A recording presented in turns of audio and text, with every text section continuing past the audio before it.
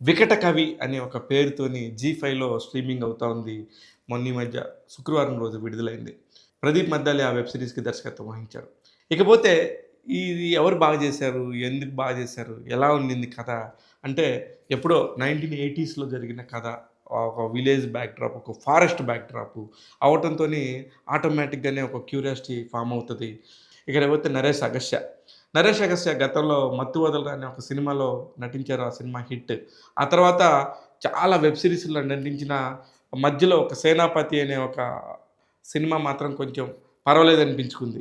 చాలా వెబ్ సీరీస్‌ల్లో నటిస్తా ఉంటారు. నరేష్ అగస్త్య కనబడుతా ఉంటారు గానీ, ఇంతవరకు పర్ఫెక్ట్‌గా రిజిస్టర్ అయ్యాడు అనేది మాత్రం ఖచ్చితంగా జరగలేదు.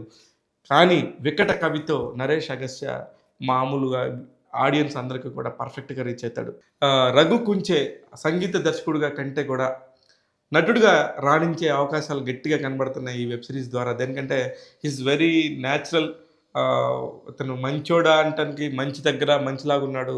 చెడు దగ్గర చెడులాగున్నాడు. పర్ఫెక్ట్ క్యారెక్టరైజేషన్ కుదిరింది. ముఖ్యంగా 'తారక్ పొన్నప్ప' క్యారెక్టర్ కూడా చాలా హెల్ప్ అయ్యిద్ది ఈ సినిమాకి. 'తారక్ పొన్నప్ప' 'పుష్ప 2లో' మీకు సగం గుండుతో కనబడతా ఒక వెరైటీ గెటప్ ఉంటది. ఆయనే ఈ వెబ్ సీరీస్‌లో కూడా నటించారు. చాలా కీలకమైన రోలు. ఆ రోల్ ఏంటో నేను చెప్పను గానీ మీరు వెబ్ సీరీస్‌లో చూస్తేనే తెలుస్తుంది.